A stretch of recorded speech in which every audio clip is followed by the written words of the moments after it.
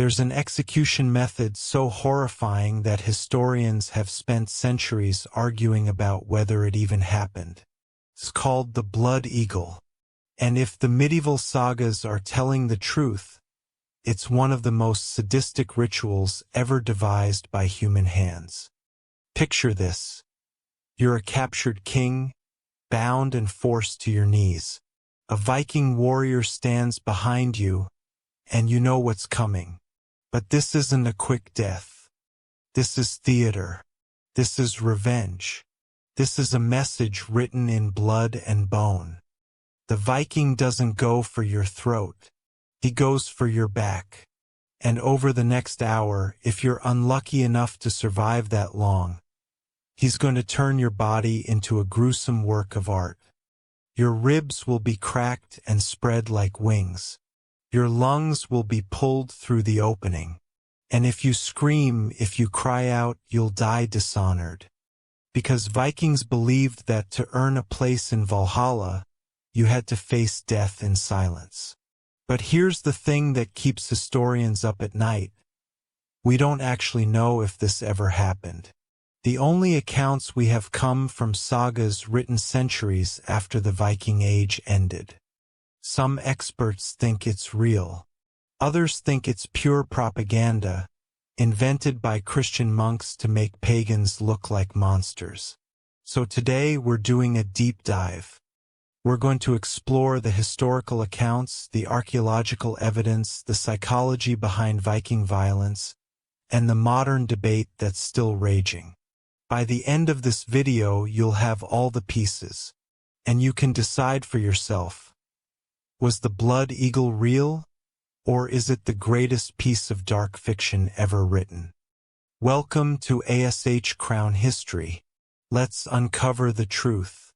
Before we dive into whether this actually happened, we need to understand what the blood eagle supposedly was. And I'm warning you now, this gets graphic.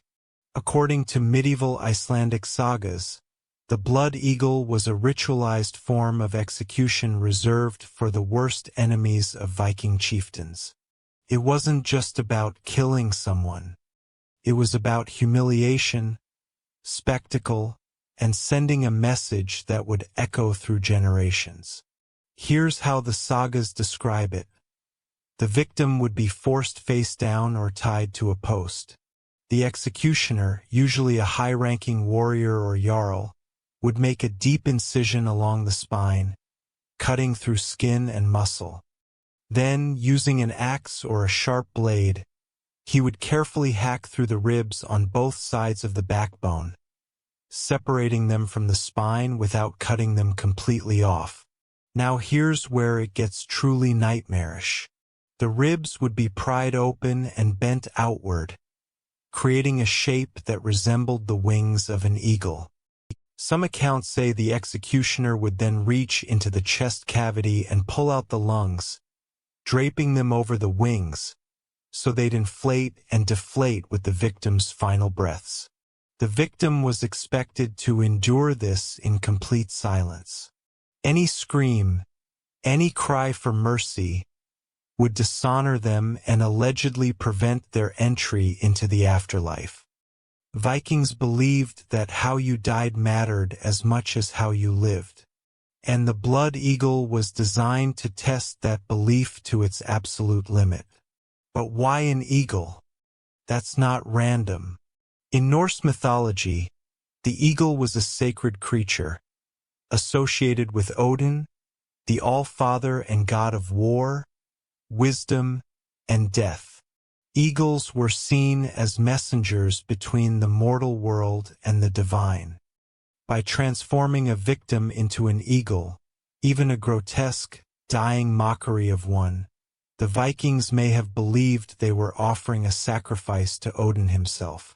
There's another layer here, too. The eagle was a symbol of power and freedom.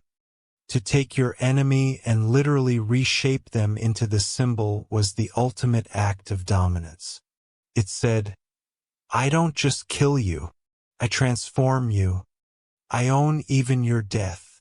Now, if you're sitting there thinking, There's no way a human could survive this.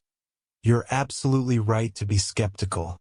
Modern medical experts have weighed in on this, and the consensus is that the victim would almost certainly go into shock immediately.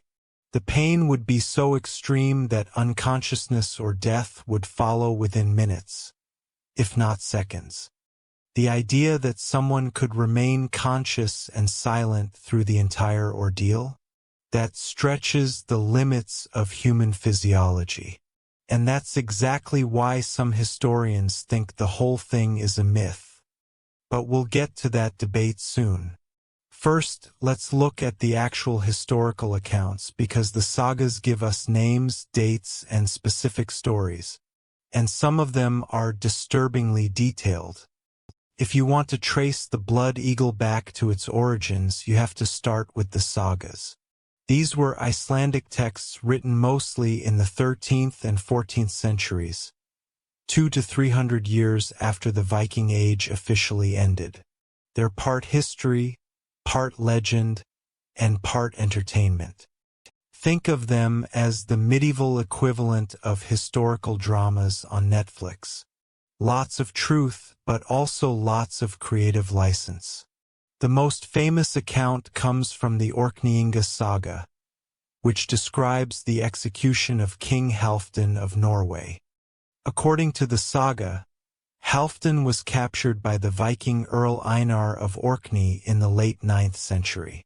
Einar's father had been killed by Halfdan, and Einar wanted revenge.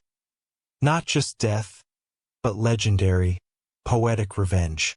The saga says Einar carved the blood eagle on Halfdan's back as an offering to Odin. The text is shockingly matter-of-fact about it, describing the process in almost clinical detail. Halfdan, according to the saga, died without uttering a sound, which earned him a grudging respect even from his executioner. Then there's the story of King Ælla of Northumbria. This one's even more famous because it ties into one of the most celebrated Viking legends, the saga of Ragnar Lothbrok. If you've seen the TV show Vikings, you know this story. Ragnar was supposedly a legendary Norse hero and king who was captured by King Ælla and thrown into a pit of snakes. As Ragnar died, he allegedly composed a death poem, taunting Ælla and predicting that his sons would avenge him. And avenge him they did. According to the tale of Ragnar's sons, Ragnar's son Ivar the Boneless led the great heathen army to England in 865 AD, conquered Northumbria, and captured King Ælla. Ivar then ordered the blood eagle to be carved on Ælla's back as payback for his father's death. The saga describes it as a slow, deliberate ritual, a son's tribute to his father, written in the blood of his enemy. But here's where it gets tricky. The earliest version of this story, found in the Anglo-Saxon Chronicle, doesn't mention the blood eagle at all. It just says Ælla was killed. The blood eagle detail only appears in later Icelandic sources, written centuries after the fact. That's a red flag for historians. It suggests the story might have been embellished over time. There's also the account of Archbishop Ælfhe of Canterbury, who was supposedly killed by Viking raiders in 1012. Some sources claim he was subjected to the blood eagle, though others say he was simply bludgeoned to death with ox bones. The inconsistency in the sources is telling. It suggests that even back then, people weren't sure what actually happened. One more story worth mentioning: the death of King Edmund of East Anglia. Edmund was captured by the Great Heathen Army in 869 AD and, according to Christian sources, was tied to a tree, shot full of arrows, and then beheaded. But some later Norse accounts claim he was given the blood eagle treatment. Again, the details vary wildly depending on who's telling the story and when. So what do we make of all this? We have multiple accounts of the blood eagle spanning different centuries and different victims. But almost all of them were written long after the events supposedly took place, and many were written by people who had an agenda, either to glorify Viking warriors or to demonize them. That brings us to the million-dollar question. Why would the sagas include something this specific if it didn't happen? And conversely, why would we trust sources written so long after the fact, especially when earlier sources don't mention it at all? To answer that, we need to understand the Viking mindset. We need to dig into their culture, their religion, and their obsession with honor and reputation. Because if the blood eagle was real, it wasn't just random cruelty. It was ritual. It was meaning. And it was a reflection of values that are completely alien to us today. Let's talk about Vikings. And I don't mean the Hollywood version with the leather and horned helmets, which, by the way, they never actually wore. I mean the real people who lived in Scandinavia between roughly 800 and 1100 AD. These weren't mindless barbarians.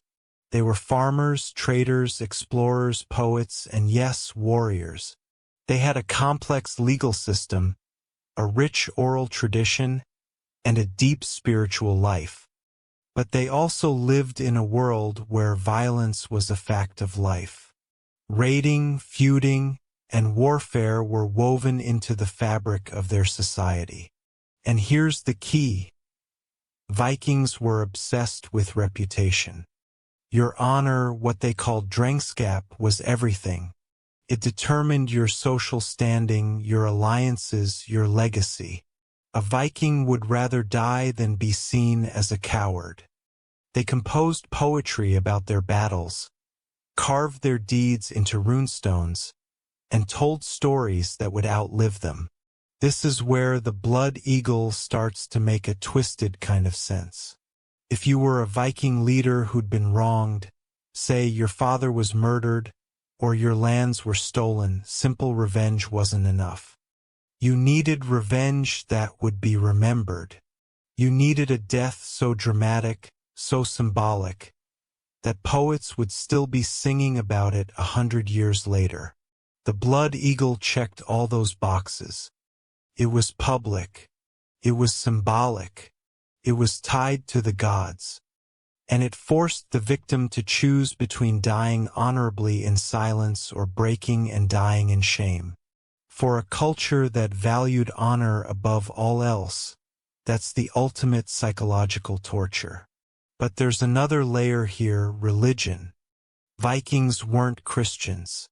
They worshipped a pantheon of gods, Odin, Thor, Freya, and others, and their concept of the afterlife was radically different from ours. If you died in battle, you went to Valhalla, Odin's great hall, where you'd feast and fight until Ragnarok, the end of the world. But if you died of old age or sickness, you went to hell, a shadowy underworld that was far less glorious. This created a culture where dying well was just as important as living well. The blood eagle, if it was real, would have been a test of that belief. Could you face unimaginable pain and still die like a warrior? Could you endure and earn your place in Valhalla? Some sagas suggest that victims who stayed silent during the blood eagle were honored even by their executioners. It was brutal, but it was also a strange form of respect. Now, let's talk about Odin specifically because he's central to this whole thing. Odin wasn't a gentle god. He was the god of war, death, poetry, and magic.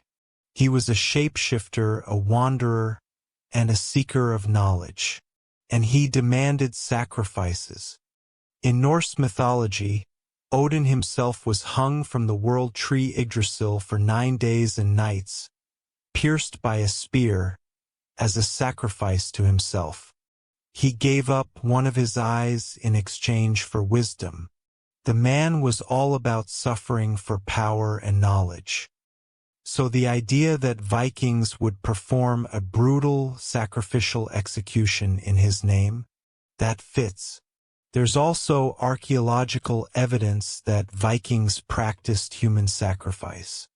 We found bog bodies in Scandinavia, preserved corpses that show signs of ritual killing.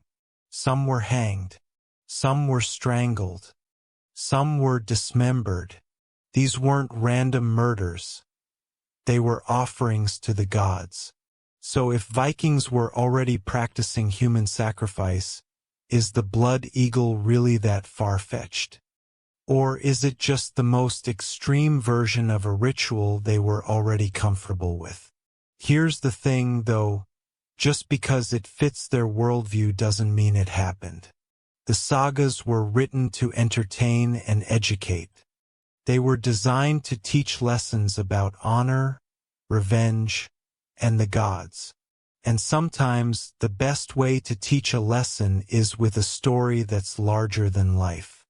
Which brings us to the big question. Is the blood eagle history, or is it mythology? Let's look at the evidence.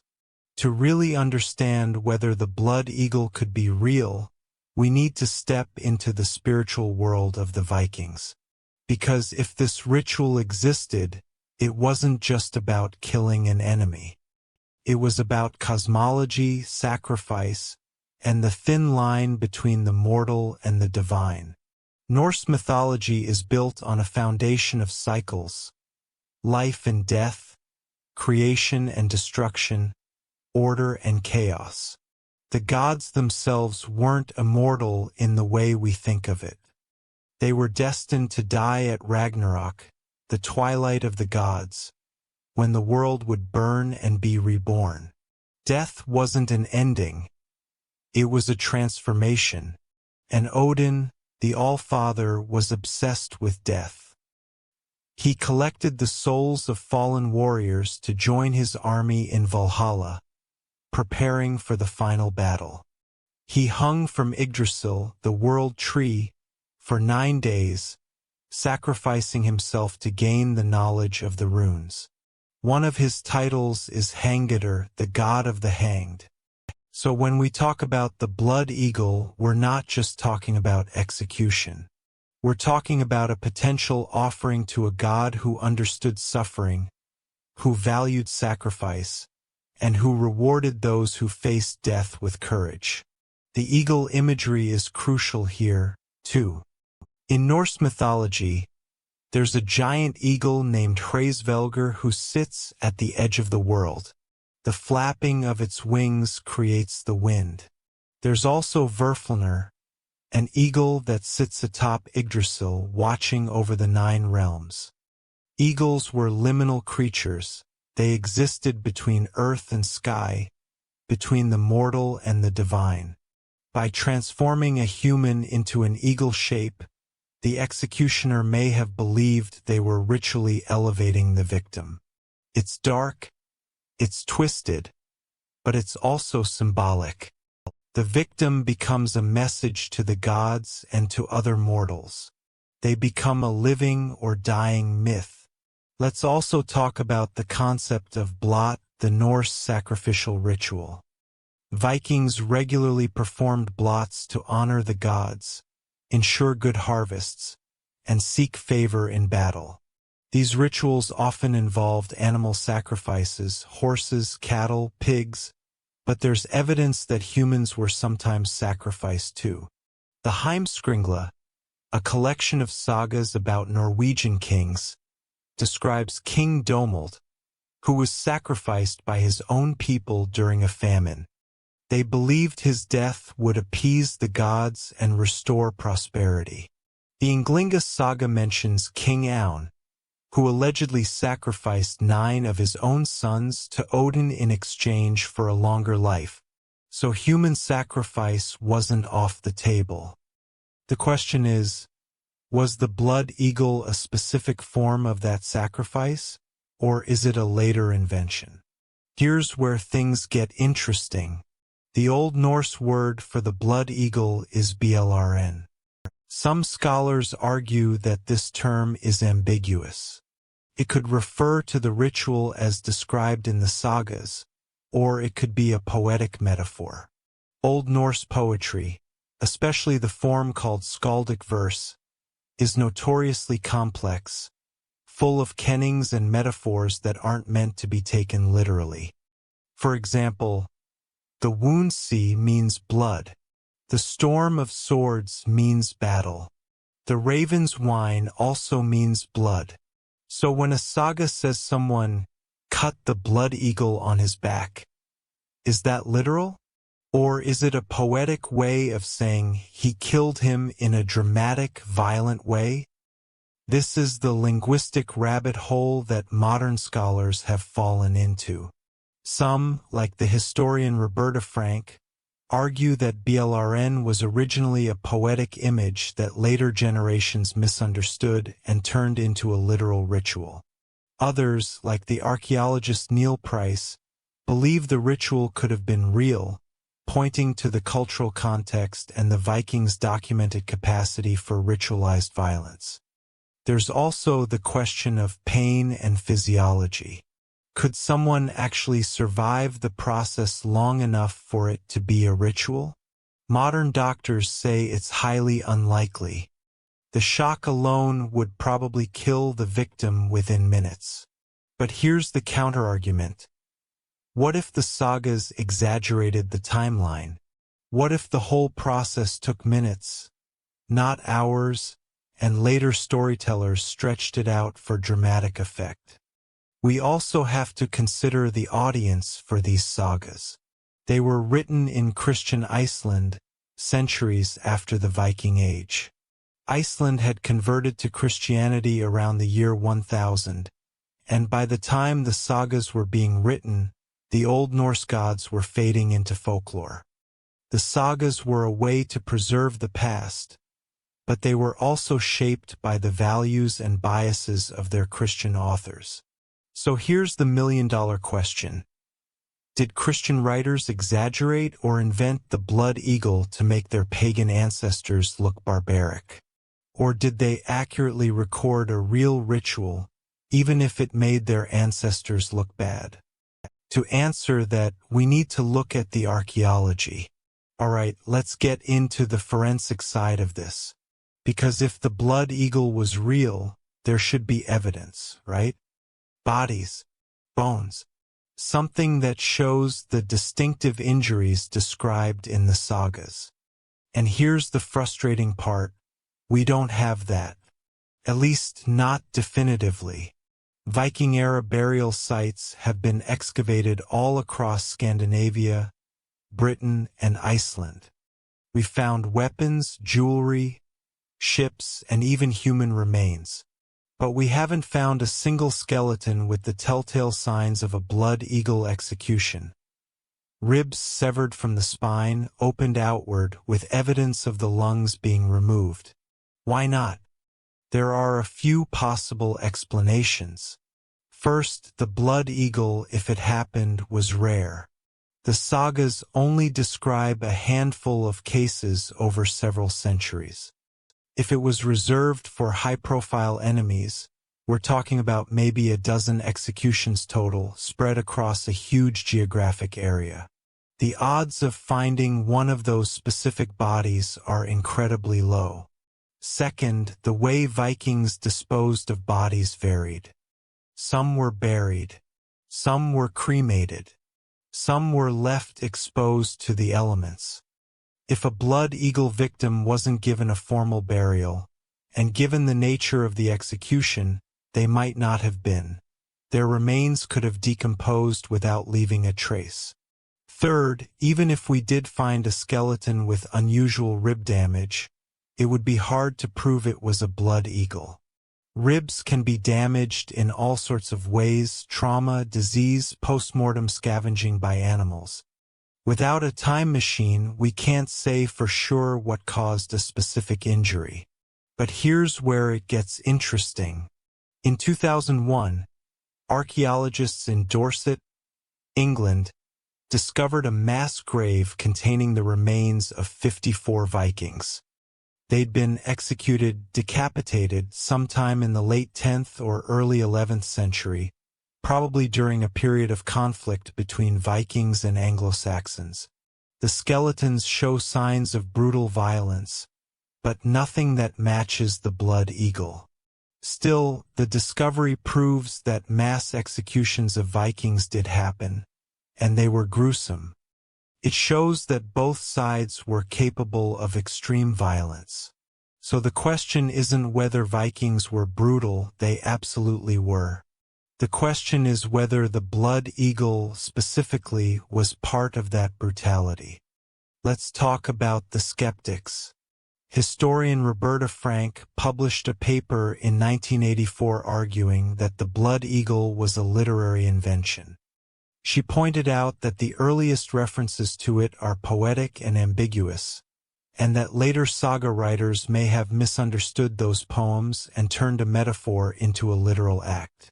Frank also notes that the sagas were written during a time when Iceland was heavily influenced by European literary traditions, including Christian martyrdom stories.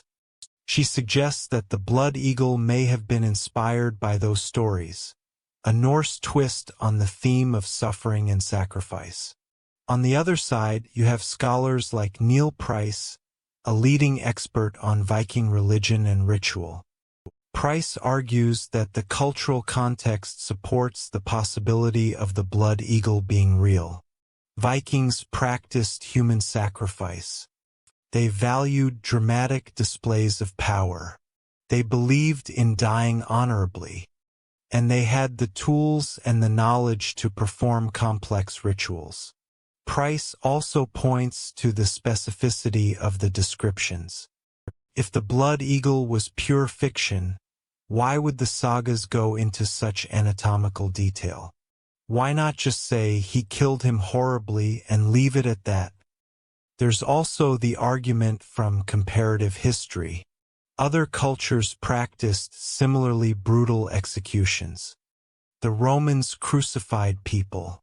The Persians used a method called the boats, where victims were trapped between two boats, fed milk and honey to attract insects, and left to die slowly from infection. The Aztecs ripped out the hearts of sacrificial victims. Humans across cultures have proven capable of astonishing cruelty. So is the blood eagle really that unbelievable? Or are we just uncomfortable with the idea that the noble Vikings could do something so horrific? Here's my take. The truth probably lies somewhere in the middle. I think it's possible, maybe even likely, that some form of ritualized execution involving the back and ribs did occur.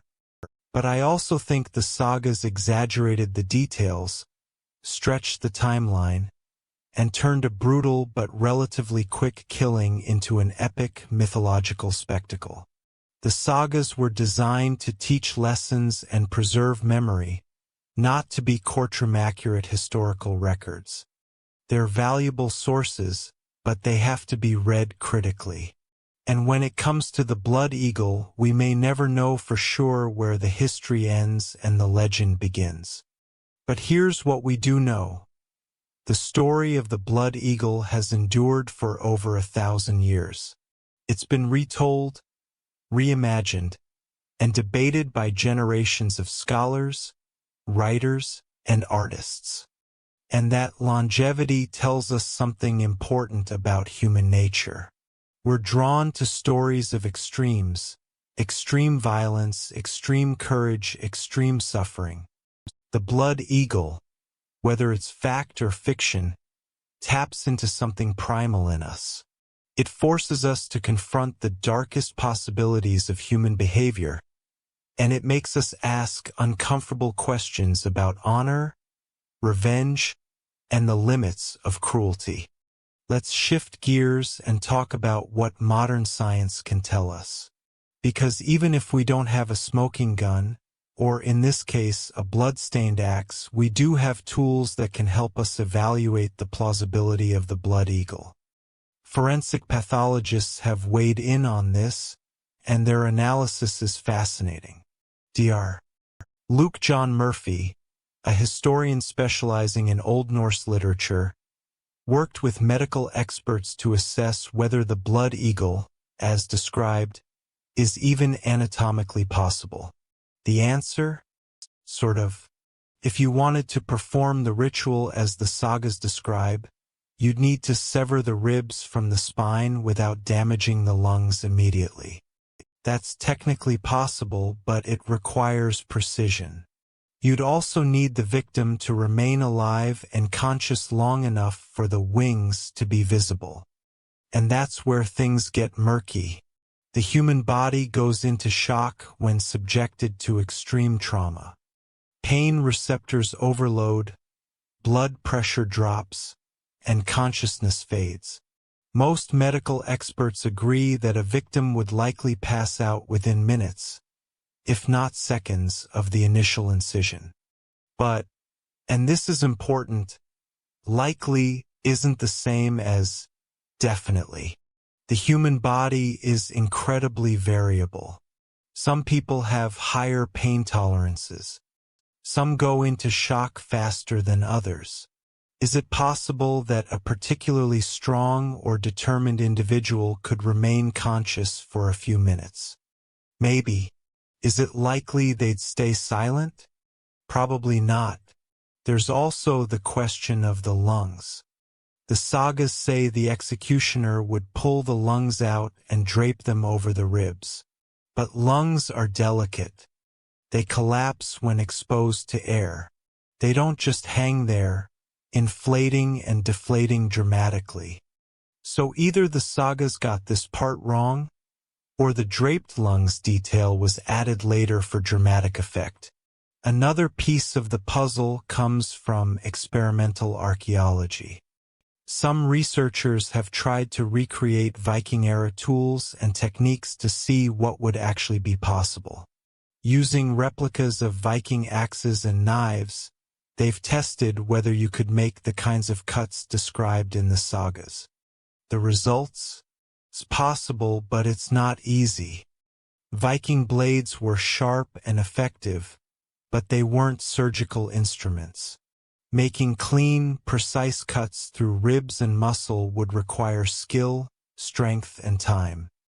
It's not something you could do in the heat of battle. It would have to be a deliberate, planned ritual. And that actually supports the idea that the blood eagle, if it happened, was rare and ceremonial.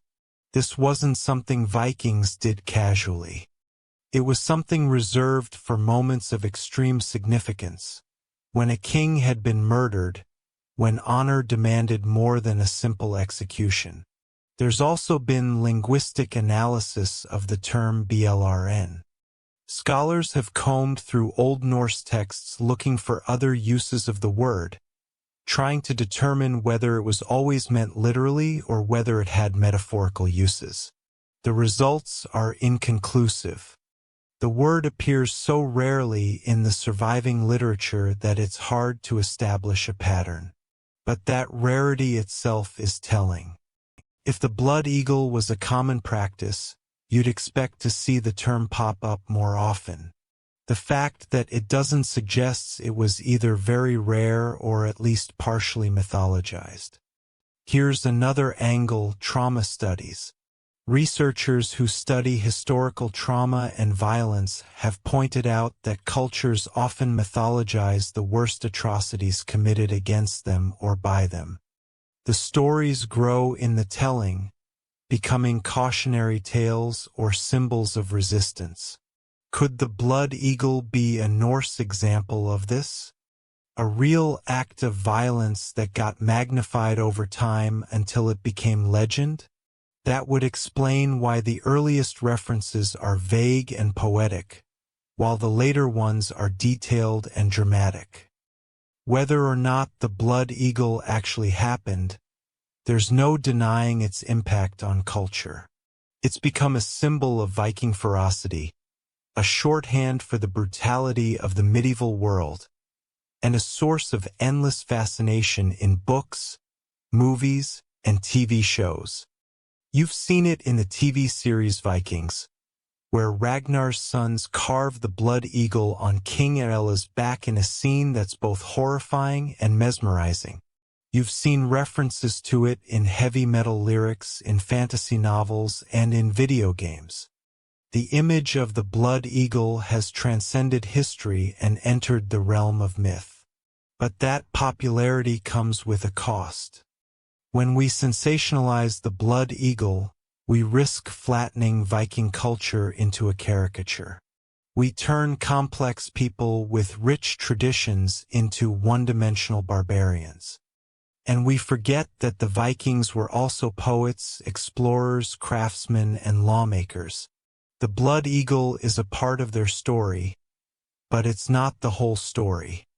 And if we want to truly understand the Vikings, we need to look beyond the violence to see the culture that produced it. We need to remember that Vikings composed intricate poetry, built ships that could cross oceans, and established trade networks that stretched from Baghdad to North America. They had a complex legal system based on assemblies called things, where disputes were settled through negotiation and compensation rather than violence. They valued loyalty, hospitality, and family. They told stories that have survived for 1,000 years because they captured something universal about the human experience: love, loss, honor, revenge. The blood eagle, whether fact or fiction, is a piece of that larger tapestry. It's a dark thread, yes, but it's woven into a much bigger picture. So where does that leave us? After digging through the sagas, the archaeology, the medical analysis, and the scholarly debates, what's the verdict on the blood eagle? Here's the truth: we don't know. And we may never know for sure. The evidence is tantalizing but incomplete. The cultural context suggests it could have happened. The medical analysis suggests it would have been extremely difficult.